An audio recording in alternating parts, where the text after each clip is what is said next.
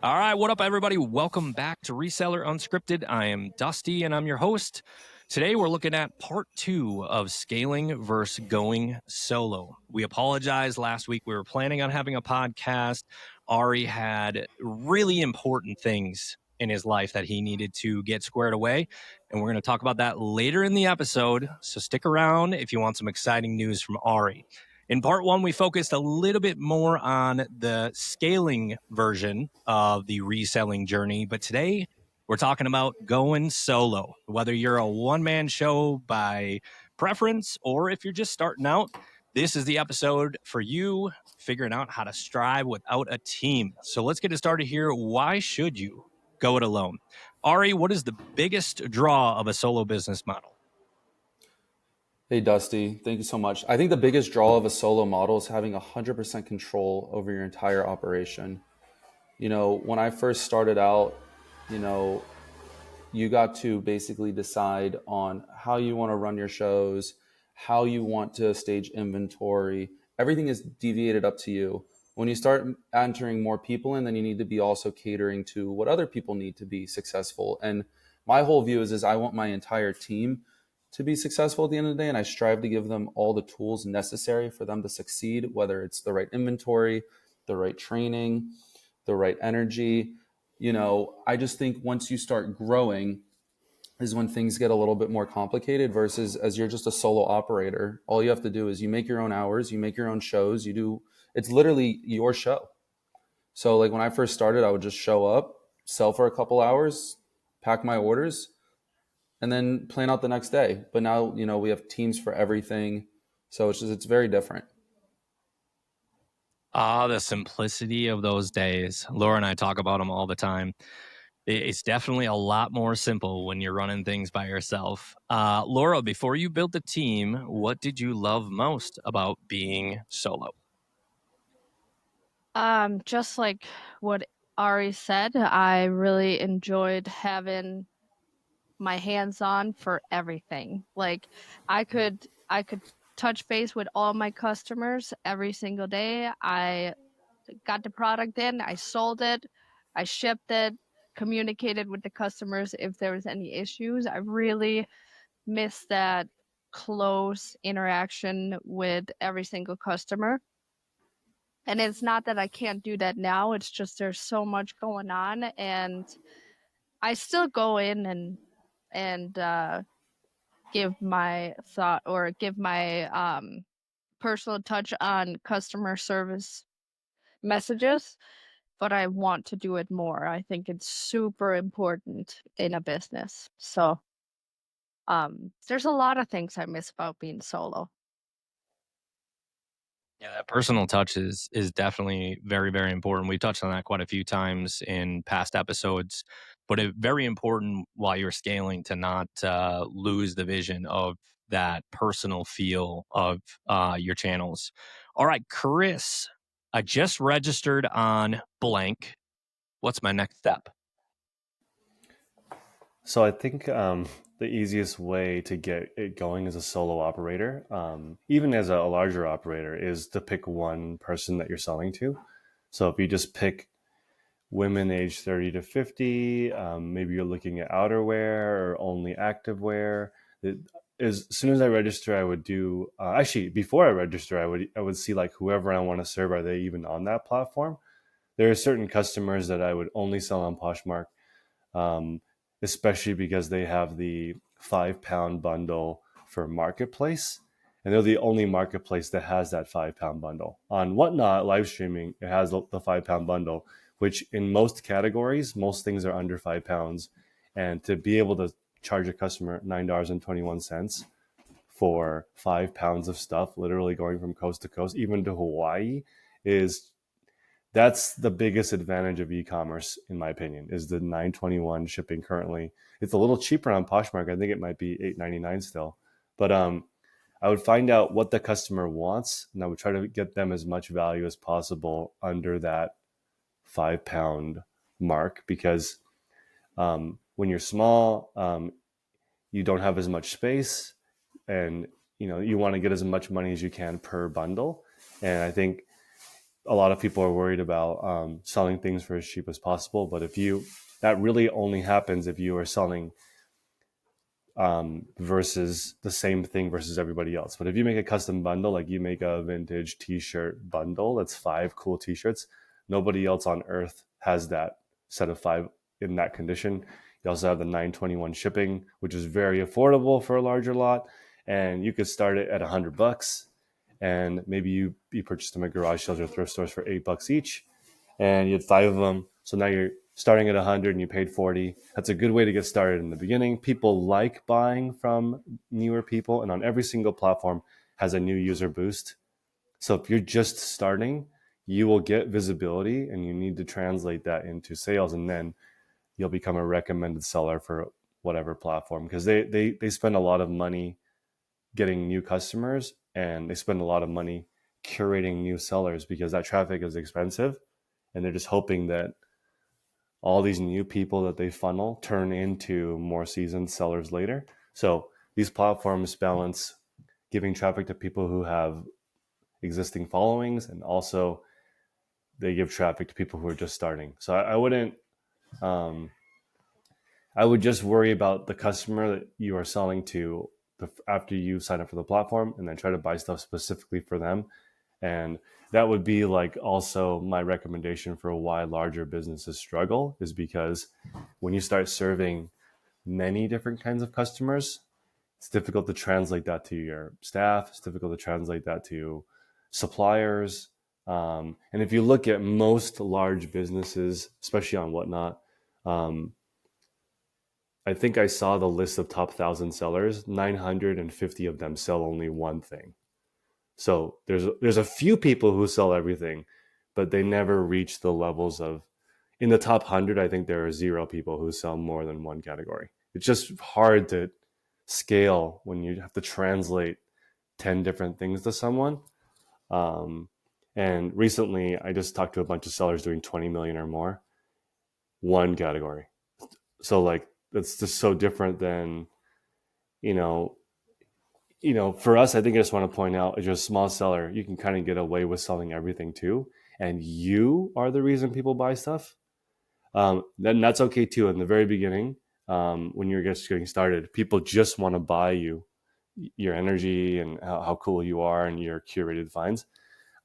That's difficult to scale, but you don't need the scale when you're just starting. You could sell 10 things for $20, and you can just replace 10 things that are $20 profit. You just replace your day job.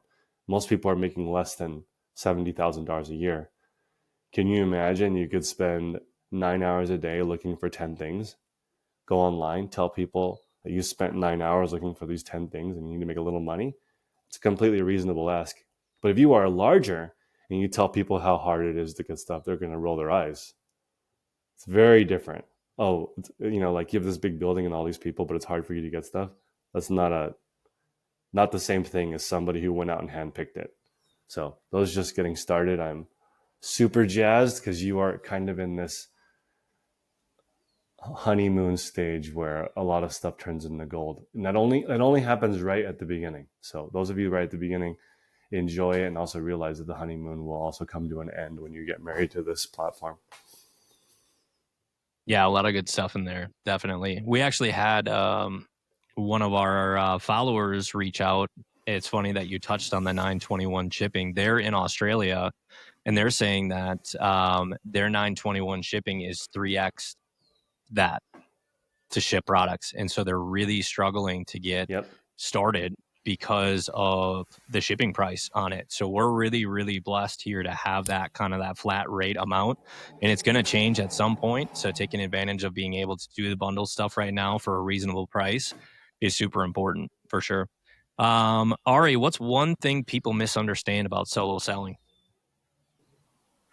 I would say the one thing that you need to prepare yourself with when it comes to solo selling is that not every show is going to be a home run. And especially when you're solo selling, you're going to have to pick yourself up if you have a bad show. Because if it's just you're honestly controlling the ship at the end of the day.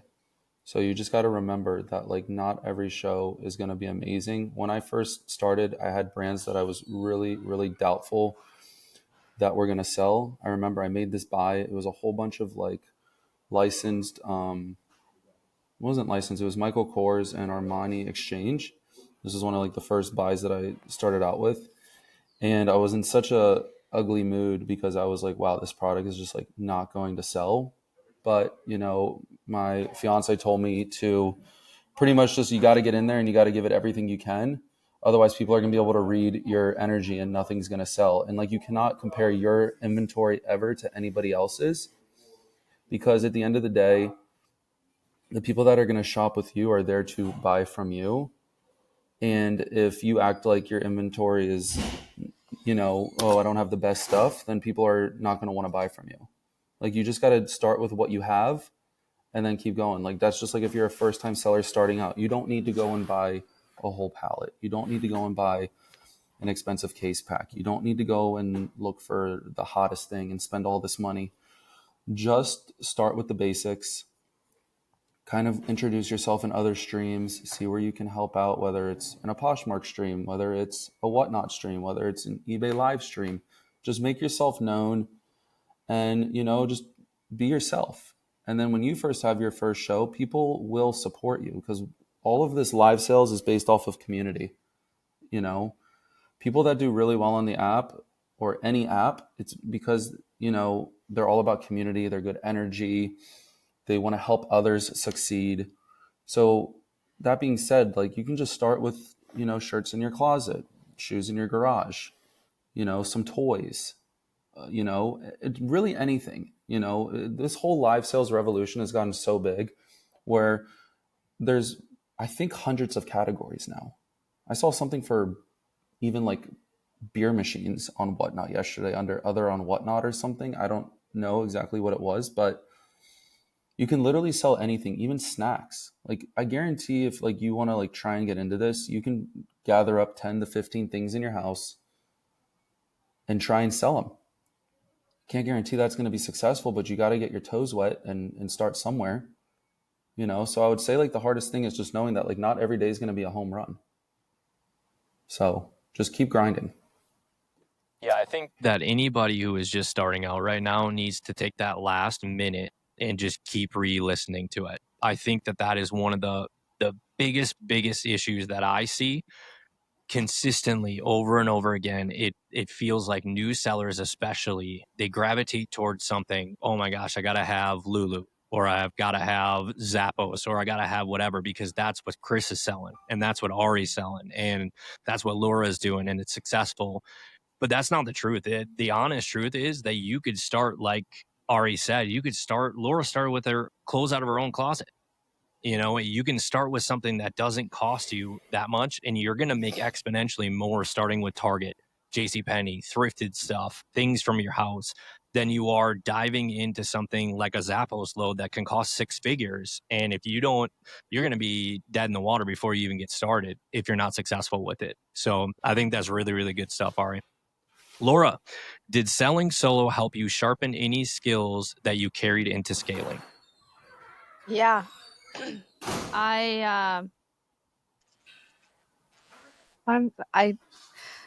We've been having a rough week, and I've been having a lot of brain farts. But yes, I think that what Ari said, realizing that you can literally, as long as you show up, you can literally put anything in front of the screen. As long as you bring the entertainment and you're confident about your products, and you know, you can start with anything.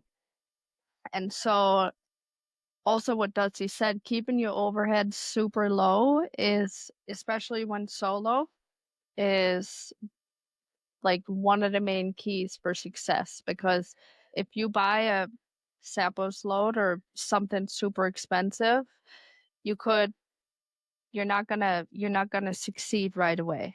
And it's just, I don't really know how do you explain that, Dusty, when you, like, we've had to get away from like the larger buys because it takes us so long to sell it that there's really no profit, even though there is profit.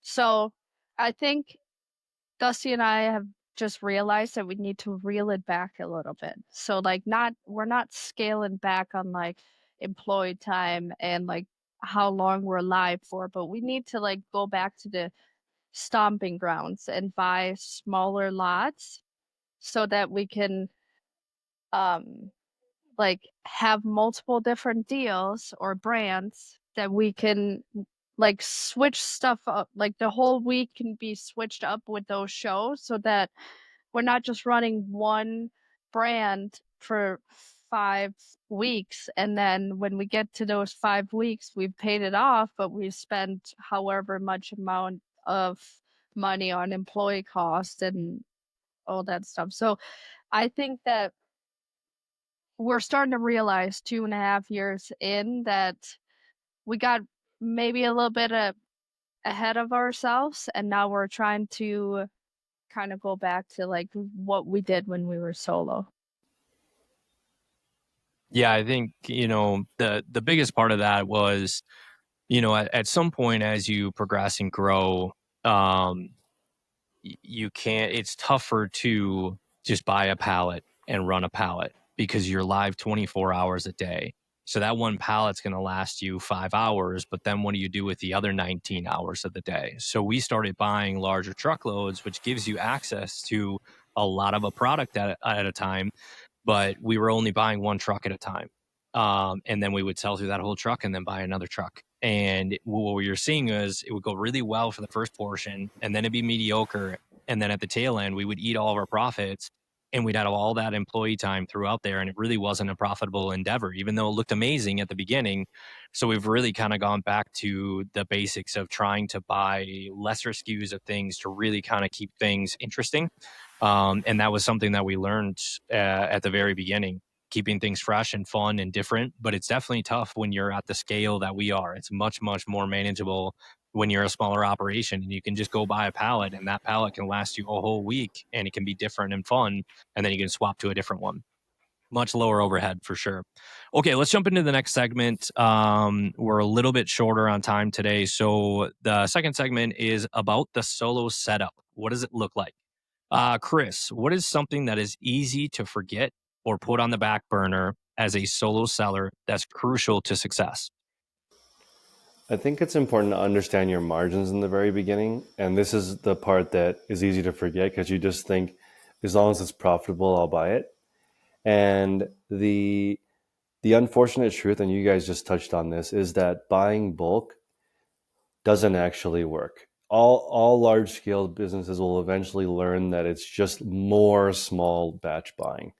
When you're small and you buy one thing at a garage sale that's worth $100 on eBay and you're paying $13 for it, the risk of that not making money is very low, right? But if they say you can buy 1,000 of these for $13, that doesn't mean that you're going to be even profitable on that, because maybe like Dusty and Laura said at the very, very end, maybe that you can't even sell them for $5 because the limited market that you're selling in, the first few you sold for 39, 40, 45, and a lot of people mistake that as, I see people do it all the time. I made $50,000, or I'm sorry, I made $500 in this whatnot show, or I made $100 on my first sale, but then they have 8 more left, right? And they didn't talk about that. So that's the part where I know they're going to be hurting in a week or so because it's so deep. Versus like when you are a small seller at a garage sale, you literally only have one. So like that is such a recipe for getting a high gross, and it's exciting to have only one. So it's easy to forget though that you need to really count. So like you have $25 in your bank account and you're getting started to resell. Don't buy something just because it's profitable. Think like, can I double my money from 25 to 50 and buy, like if you go to the thrift store and you see something that's 25 that's selling on eBay for 50, it's really tempting to buy it if there's nothing else in the store that's profitable. But it's probably better for you to not buy anything than to buy something that only sells for $50 because you may need the discount at the 40. And then after your gas and time and listing it, now you're just breaking even. So like it would be better to have just left it there and go to the next store with that $25 and hopefully get something else. and it doesn't scale. I think all of us have experienced buying something that's profitable the first 10%, and it's not even breaking even by the middle of it, and then you have a whole bunch of it. And finding that very, very, very high variety large pallet is literally like a once a year thing. I don't think you can even count on that. So, and a lot of times those high variety, high volume deals are short, meaning they're not as many units as they promised. And I mean, one, there are people who are unscrupulous and lie about how many, but I think it's a combination of they lie about how many they have, plus they have no idea. So no idea plus don't know what you have means you have no idea, literally no idea. So when you're small, don't just take somebody's word for it. You count how many pieces. If someone says, "Oh, you like my bow and arrow? It's $200 on eBay. I've got a whole bunch of them in the back. $500 and you take it all." You need to go back there and count. Don't just load up your car and then you have no idea and go home and you're like, "Oh wow, this is only like 10 complete bow and arrows," and then a whole truck of partially made ones that like I have to go through and piece out, and it's worth 50 grand if you have 15 years to sell it. But most of us are trying to sell stuff before we expire, so got to think about that. Yeah, that's really good stuff. I know when Laura first started, so I was in the card category, had my own channel, and Laura had the clothes, and she would buy a pallet of TJ Maxx, and she would sell through like half to three quarters and be like, "Oh, look at all this money that I made." And then I would look over in the corner and be like, "Well, what about that stuff? Because that stuff cost us money too." And it looked like it was really, really good, but then we kind of just like forgot about the other stuff. And it's like, we got to factor that in and find a way to kind of recoup some of our spend money. Otherwise, literally all you're doing is buying it for X and you're selling three quarters of it for X. And then you just have leftover clothes for the money that we spent. So yeah, it's definitely a learning process. Who do we got next? Ari, how do you know how much is too much when we're talking about the relationship between streaming and shipping? I honestly think there should not be. That can't even be weighed. Shipping is the most important thing out there. I think selling like at the end of the day, things are going to sell if you started at $1, you know. But if you're a big volume seller, or if you start making a lot of sales, and your business is doing really, really well, that can all flip if you don't fulfill on the shipping side of things. Because if the customers do not get their orders, they get their orders wrong, they get their orders damaged. There's a lot of factors that go into shipping, where I think shipping is the most important factor in keeping the business running in a circle. Because if you mess up on shipping, you can make mistakes in the beginning. Everybody is not perfect. People make mistakes. To this day, I think my team still does make mistakes. We're working every day to be, perfect. But, you know, you have to ship the correct way. You have to ship it the correct weight. You have to use the right supplies. There's so many factors that can come into it. If you don't ship with the right weight, you're going to get surcharged. If you ship, with the wrong packaging and the wrong label on it, you're going to get surcharged. If you ship with not the right material, the customer's item could be damaged. Again, even if someone spends $1 with you, or they spend $500 with you, that is their hard-earned money that they are using to buy your inventory. And if you drop the ball one too many times, then your whole business is going to go upside down. So I honestly think that shipping is the most important thing. Have the correct materials. Doesn't mean you need to go and buy super expensive stuff. We can probably, if Dusty gives me the okay, I can plug, some really good in the comments for, where they get shipping supplies. I really don't recommend using Uline. I'm okay to say that. I think it's very, very expensive to use Uline. There's a million other places. Use Amazon. There's other, shipping people in your neighborhood that you might not know of. Facebook Marketplace. There's tons of boxes on there. Like, you do not want to, I do not think you ever want to drop the ball on shipping, because I think that is even more important than selling. You can sell 5,000 things, but if you mess up 500 of those things, you're going to lose money on the whole lot. So I think when you sell something, it is just as important to ship it with intention, just like when you're selling, sell with intention. So I can't even weigh them both out. I think shipping is the most important aspect of the whole entire business. Yeah, I definitely don't disagree. Outside of getting on your streaming telling everyone to F off, I don't think there's a faster way to lose followers than to suck at shipping. That is definitely one of the biggest metrics. And everyone, when they buy an item, they want it right away. They don't want to sit there and watch you say it's shipped and then wait 4 days for it to be scanned into the post office and then wait another 4 days for it to show up. They're never coming back. So shipping, I agree, is definitely one of, if not the most paramount thing in growing your business. Okay, Laura, how do you keep things organized when you're running a solo show? I find it really funny that you're asking me this, Dusty, because I'm not an organized person at all whatsoever, which is probably why you're asking me.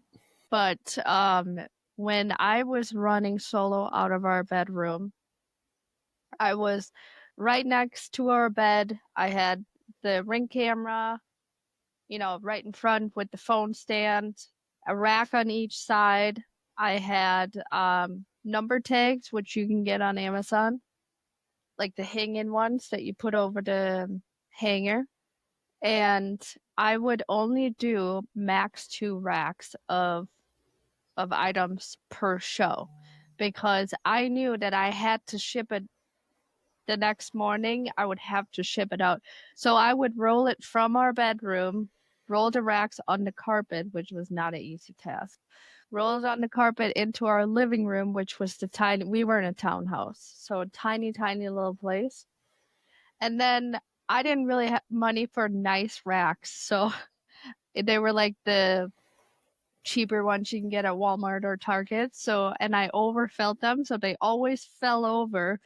Um, and then I had to re-watch the whole thing back and renumber them. But um, it's just organization in general when you're running by yourself is super important. Like you're numbering everything correctly according to what your phone or your iPad, whatever device says for the auction number. Make sure that is correlating with the hanger tag or sticker or Sharpie, whatever, however you're numbering that. And just in the beginning, I like to have all my racks prepped, and then I bought these little hanger tags that would say extra small, small, and so on. And so everything was in sizes, so I knew because I didn't get many sales. So if people came in and requested a certain size, I could just go over and, grab that. Whereas now we don't do that. It's super time consuming. We sell a lot of items in a show.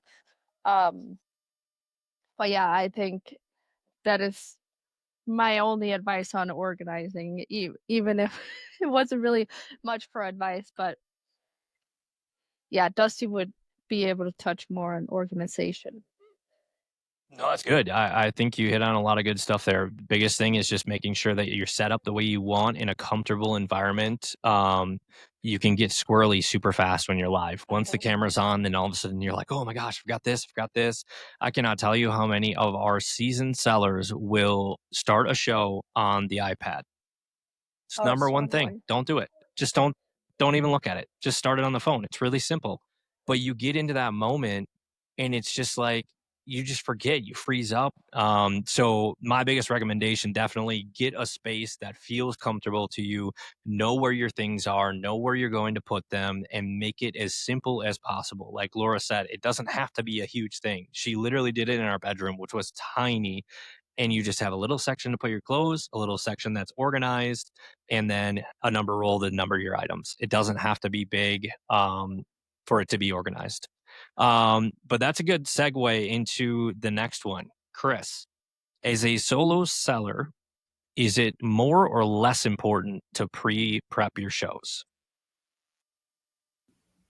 The first 18,000 items I sold on Whatnot, I put the title in. I just wanted to make sure that I understood the what different things mean. So as an example, I call item specifics like brand, category, type, material. These things are really important when you're just starting because the customer can't feel, see, or touch the item. So I think each one of those things, if you convey it properly, makes it worth $1 more. So if you convey 14 things and you have a quality item, it's going to sell for at least $14 if you have something that somebody wants and it has all of these features. Now, this is if you're just selling items for what they are worth. There are a lot of sellers that just sell based on momentum. I would say like probably at least 50% of the sellers on Whatnot do not know what they're selling at all. They are just selling it based on their energy level, they're excited, exclusivity, rarity, and that's one way of selling it. But I think to be the full package, the best sellers that I see on Whatnot, they do both. They have very, very fast paced auctions where they give you all 12 of the item specifics on that item. So all of the value, all of the excitement in the same thing. That's how you get the most money. So very difficult to teach somebody the energy part, but you can teach somebody all the item specifics part, especially if you sell one category. They can learn necklines, material, how it feels, how to style it pretty quickly. But I think the learning of how to be exciting and interesting, that's a different skill set that is relatively new. Like the influencer, natural, like charisma on stream, that's all relatively new thing. And a lot of people have that skill and don't know. And also most of the people who are good at Whatnot are introverted. So it's interesting to put up an ad and say like, are you an introverted person who's good on camera? Because that's if usually extroverted people, very inconsistent. So if you're like great with people in real life, you probably won't be successful on Whatnot because that translates into a whole bunch of different problems. Like the introvert, all the top sellers that I know for the most part that do it with consistently every single week, they're all introverted. So that personality type's so important because like you're reflecting on how you do it and like, I mean, if you start meeting all the Whatnot sellers in person, you will know right away that most of them are shy. The top ones, they just focus on what they do it well, don't talk to a lot of people, not outgoing at all. So, I mean, I just see it as like people who are like energized by meeting people and people who are drained by meeting people. You know, when you're streaming, it's so important to have all of the different item specifics. It's just very technical. I also want to throw in when Ari was talking about shipping. I think shipping and streaming are both very technical. So when you're shipping, like we ship a lot of glass, and the reason why I'm doing that is because basically there's no competition. If you want to sell glass on Whatnot, no one's really interested in doing that because it's so hard. So if I say wrap this glass ball, I assumed that means like people would know you. That means having paper or bubbles around it that, you know, like that cushion it. But if you don't explain that, I can tell you right now, there are people who wrap it like a Christmas present and that it bounces around in the box. It doesn't occur to them naturally that would break the item, right? So it's so technical. It's like the tape has to be on it a certain way. The label has to be on it a certain way. You can have it like 92% right and it doesn't get scanned, right? There's so much stuff involved with explaining it. And then, you know, there's great people the people who sell on momentum, they usually have a 4.8 or a 4.9 rating. The people who sell on specifics have a 5.0 rating. Very rare to have somebody on Whatnot that has a 5.0 rating and also high volume because they're both, right? And one more thing, last thing, none of us have the 5.0 rating Premier Shop less than 1 day shipping. To me, that's the ultimate grail of understanding your customer, what you sell, because it's so hard to achieve 5.0, less than 1 day shipping. But those streams consistently have 100 more people because Whatnot puts them at the very top. Because it's most likely that you will deliver what you said you are going to. So like if you're right now wondering why your streams aren't doing as well, if you were to just somehow get those three things, the trifecta, 5.0 rating, Premier Shop, less than 1 day shipping, that's like ultimate recommendation from the app. And you don't need to be selling stuff that's great when people trust that they're going to get it right away. Like this is going to ship as soon as the show is done. It is extremely, extremely rare if you're selling more than 100 items a day, because you just think about less than 1 day shipping means you have to get it out this day. Tomorrow would be 1 day shipping handling. Today means as soon as the show is done, somehow it has to be scanned by the post office in the same day. The level of organization that requires. I just saw a stream. They sell 32,000 items a week, which is like 4,000 to 5,000 a day, less than 1 day shipping. Unbelievable. Okay, that means like it's literally shows over, labels are ready to go, everything locks in place, boom, on its way to the post office. Incredible, right? So like that is the if you're small right now, you can beat most of the big guys by just having that, because you'll just be recommended more. So you're small and you're worried about how to crush, like you have all the time in the world. You say, look, I'm selling you this t-shirt. As soon as the auction ending, I'll go live on my Instagram. You can watch me walk to the post office and drop it off. You're going to get it 5-minute shipping. You know what I mean? You could even stream in the parking lot of the post office and be like, look, I'm literally going to sell this as soon as you buy it. I'm going to drop it in, and I'm going to go to the post office with my Whatnot app, and they'll print you a label. Hopefully you guys know that. If you don't have a printer, you can still get a label at the post office with your Whatnot app. Just be like, they're going to print me a label. I'm going to put it on here. It's going to go out literally right now.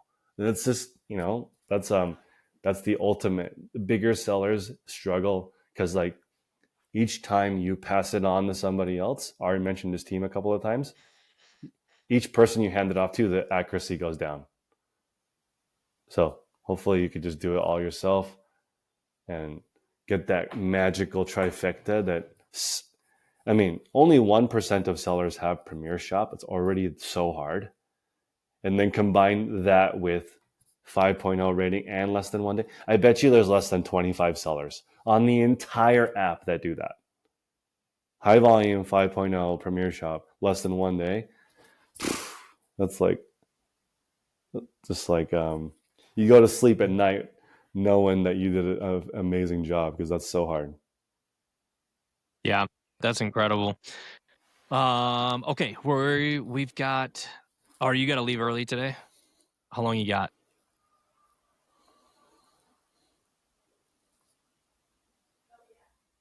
Ari's talking to himself over there because he's muted. You're on mute. Try again. What do you want to do? Do you want to do the roundhouse right now, or how long do you have? I'm gonna see if I can fit. I mean, I can go until like 2:45. Okay. So we're gonna do some questions from the crew here, and then we're gonna get Ari's big news. Ooh. And maybe we'll kind of put these last two sections in for next week. Okay, we got a couple questions from followers. Sam, who always sends us a question, sent 2 of them this week. We ready for this? What is your favorite and least favorite part about running your business? And anybody can take it. Or maybe you should all answer it. Hiring. Laura and I have spent the better part of this week trying to hire. You guys, the work ethics is not there in today's society. I just don't get it. I do not get it. That is my biggest pet peeve. Like, yeah. Turn this into an event session. We hired 2 individuals this week, and they filled out all of their paperwork, and they showed up for a combined like 20 45 minutes combined, and both walked out. Yeah. I honestly think the hardest thing is letting people go, honestly, because like you invest so much time in the people. Like I really, really do try to invest as much time in the people, whether they learn the skills under us and then they can take it to their next journey. Because like that's the way I've been in all my careers, all my different jobs. Like everywhere I've gone, I've picked up like little bits of more and more and more things to shape me into the executive I am today. So like I want people, even if it doesn't work out, to at least be able to take something to their next part of their journey. But the one thing that I'll say that is so important when it comes to hiring is that 1 bad hire is more expensive than 2 good hires. Think about that. When I was in recruiting, like the one thing that we guaranteed to people when we were placing them, it's like, look, we can guarantee you that this person is going to be amazing.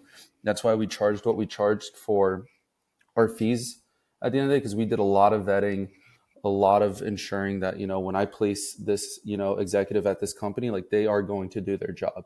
So if you mess it up and you hire somebody and they're really bad, it's going to cost you two bad hire. It's like, you got to really, when you're building an A team, you have the people that you started with, you got to give them their grace. But if you're trying to scale your business to the next level, like you have to have an A team at the end of the day. It's the whole reason why companies succeed and fail. It's just business at the end of the day. I have a hiring thing that's been working that I can share with you guys. Let's hear it. So It's great. I had. Go ahead. Oh, sorry, Chris. I was just going to say one of our questions was actually from S. Spencer, and they said, where do you find your employees? So Chris is going to take this thing and run with it. So I had 5 of my 6 shippers call out last week. Right. So we also sold like 10,000 items last week, and I had 1 shipper. So what I decided was, based on previous experience, we're going to have no shows this week and only do shipping. If that's all the streamers are going to ship, because we can't sell stuff and have no one ship it. So I put up an ad for a temporary hire. So this week only, but only today for now. So I have work this week, but you can only work Monday. So around, and this is also a benefit of being in California, I think 97 people applied to work just this 1 week for X amount of hours. Was this on Indeed, Chris? This is on Craigslist and Indeed. Craigslist and Indeed. Okay. So I used both, and I put a pretty complicated way to apply. So I put like, you have to text me your name, why you'd be good for this position, and if you have a current job or not. So I found that the best people already have a job. If you don't have a job, it's kind of a red flag, especially if you haven't had a job for a long time. Especially if you haven't had a job for a long time and you tell me you really need money. Those are your like really usually generally red flags. But the people who are like, this is my name, which surprisingly, like only a few people actually put their name. This is my name. This is why I'm good at the job. This is where I'm currently working. All those people I hired for Monday. They just followed the instructions of the ad, which was relatively complicated. And of those people, actually 3 of them are good enough to turn into full time. But I'm still going to put them on a 90-day temp. And I think people are on their best behavior, usually always in the beginning, right? But during that 90-day period, you can see their true colors, and hopefully you make a good decision after that. But like, I have no problem not renewing the 90-day. I used to have a problem with it, but now I don't, because I'm upfront. I'm like, hey, if this ends up being a good fit for both of us, you come on, you're eligible for benefits. It's going to be amazing. You're part of the team. I pay way more than everybody else, but you need to work accordingly. And that temporary 90 days has been doing really good, but the temporary, like this week only, the people are amazing. And it makes everybody else at work a lot harder too, because they're seeing like these new people who are getting paid a lot less and have no benefits are trying to earn a spot on the team. And all of our shipping has been early this week with people I don't even know. So I just took an existing person that I have and said, you are now managing this small team to get these boxes made, these shipments out. This is how we do it. You're in charge of inspecting it. If it's bad, it's your fault, not their fault. They're new. So you inspect every package. And the temp thing, I'm never going to I'm only going to hire for this week only moving forward. And I'm just hoping I can just skim some good people and have them quit their job and come work for me. Lots of people need extra money. All the good people need extra money. The 4 of us need extra money, right? I'll do something for $100 an hour on the weekend. I mean, I'm not paying that much, but I would go do that for a weekend or something. And that's how a lot of people are thinking. I've had this week, the quality of the people has been through the roof because all the people who I've let in already have a job. Like they've already proved somebody else already did the hard work to find them. So, now I'm like, how long have you been working there? 5 years? Oh my God. This is a good one. How can I get you to work here for 5 years? Oh, you've been unemployed for 7 months? It's hard. Like, what has not been going right the last 7 months? And that person is like just so unstable. They get in, they're worried about being paid. It's just like so difficult versus like someone who already has a job. I'm like, hey, can I pay on Friday? No problem. Very different. Yeah. I Okay. like that. We got some serious business to get to here. Let's do it. Ari took off on us for 2 whole weeks, which is why we have not had an episode for the last 2 weeks. So you guys can be upset with Ari all You you can be want, all upset with me. but he's got an excuse. And I know. so Ari's going to share with us what that excuse is before we sign off today. So, guys, I know I was reading a bunch of the comments on YouTube and everywhere else. The reason why I was gone for 2 whole weeks was because I got engaged to Valerie, the one who I shouted out all the time in all the podcasts. I love her so much. Yay! Valerie, if you're listening, I love you. It was a very beautiful proposal. I was in St. Thomas. I'm very, very blessed, very, very lucky. She did say yes. And in case anybody's wondering, that is me dropping a knee in St. Thomas to the love of my life, Valerie. And I couldn't be happier. Like, honestly, like, could not be happier. The 2 weeks that I was gone was like the best reset in the world. I have a whole new outlook on the business, whole new outlook on everything.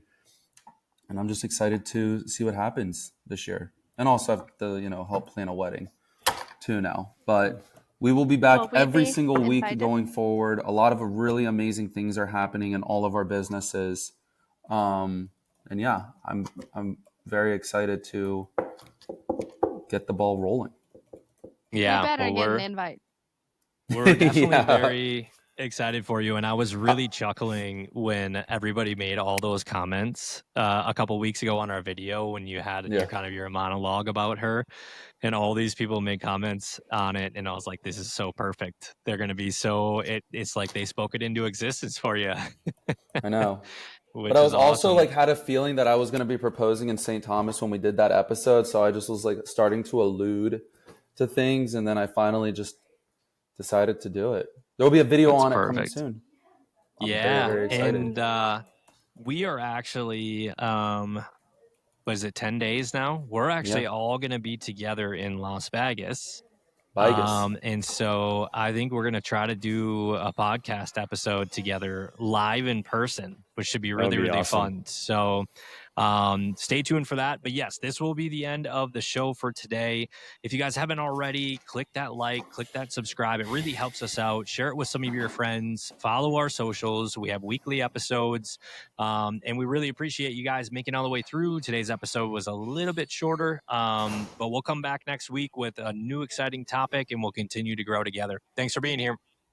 Bye, guys.